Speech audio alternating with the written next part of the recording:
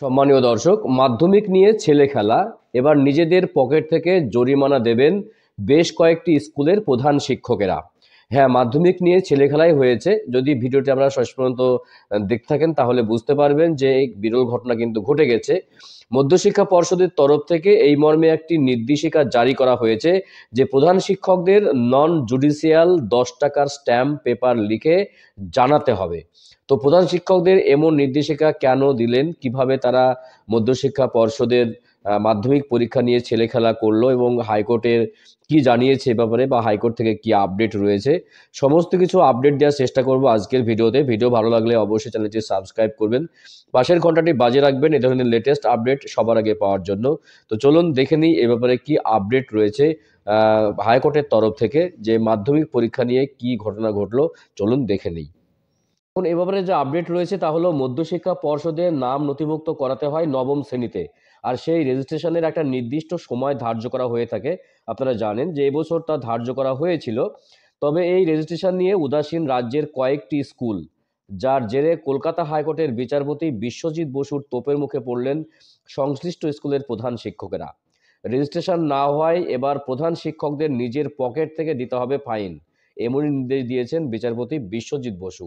অর্থাৎ খুব ভয়ঙ্কর ঘটনা কিন্তু ঘটে গেছে যে মাধ্যমিক পরীক্ষা যারা দেবে দেবে আর কি, তাদের নবম শ্রেণীতে বা ক্লাস 9-এ রেজিস্ট্রেশন করাতে হয় মধ্যশিক্ষা পর্ষদে। সেই রেজিস্ট্রেশন কিন্তু করানো হয়নি বেশ কয়েকটি স্কুলের ছাত্রদের। আমরা দেখে নেব আপডেটটি কি রয়েছে। তো মধ্যশিক্ষা পর্ষদের তরফ থেকে একটি নির্দেশিকা জারি করা হয়েছিল যে প্রধান শিক্ষকদের নন জুডিশিয়াল 10 টাকা স্ট্যাম্প পেপারে লিখে জানাতে হবে যে তারা স্কুলের নবম শ্রেণীর পড়ুয়াদের সবার রেজিস্ট্রেশন হয়ে গেছে। তো গত 13ই সেপ্টেম্বর পর্যন্ত রেজিস্ট্রেশনের দিন ধার্য করা হয়েছিল এবং পরে জানানো হয় যে লেট ফি দিয়ে 31শে ডিসেম্বর পর্যন্ত রেজিস্ট্রেশন করা যাবে। তো অভিযোগ যে এরপরেও কয়েকটি স্কুল এই রেজিস্ট্রেশন করানোর ব্যাপারে কিন্তু উদাসীন ছিলেন। ফলত মাধ্যমিক পরীক্ষায় বসা অনিশ্চিত হয়ে পড়ে বেশ কয়েকজন পড়ুয়ার। তো আমরা দেখে নেব যে কি ঘটনা ঘটেছে আর কি। এরপরেই আদালতের কড়া সিদ্ধান্তের মুখে পড়তে হয় সংশ্লিষ্ট প্রধান শিক্ষকদের, যে বিচারপতি বসু জানিয়েছেন যে মোট 2 লক্ষের বেশি টাকা কিন্তু জরিমানা দিতে হবে 4 প্রধান শিক্ষককে। তো এদের মধ্যে রয়েছেন ভগবানপুর কেবিএস হাই স্কুলের প্রধান শিক্ষক আতাউর রহমান, তাকে দিতে হবে 1,20,000-এর বেশি টাকা। পর্ষদের দাবি যে ওই স্কুলের 24 জন পড়ুয়া রেজিস্ট্রেশন হয়নি। তালিকায় রয়েছে নবম নালন্দা শান্তিনিকেতন হাই স্কুলের নাম, যেখানে এক পড়ুয়া রেজিস্ট্রেশন হয়নি। ফলত প্রধান শিক্ষক গৌরগোপাল চট্টোপাধ্যায়কে 50,000-এর বেশি টাকা কিন্তু জরিমানা করেছে আদালত। এছাড়া হুগলির বিনাপানি বালিকা বিদ্যালয়ের প্রধান শিক্ষক স্বাতী বসুকে 10,000-এর বেশি টাকা কিন্তু জরিমানা দিতে হবে, কারণ সেখানে একজন ছাত্রী রেজিস্ট্রেশন হয়নি। আহ, রয়েছে আসানসোল সেন্ট মেরি হাই স্কুলের প্রধান শিক্ষিকা মনিকা সরকার, তাকে 25,000-এর বেশি টাকা জরিমানা দিতে হবে। তো বৃহস্পতিবার এই পড়ুয়াদের তথ্য জমা দেবেন মধ্যশিক্ষা পর্ষদ, তা কিন্তু জানা গেছে।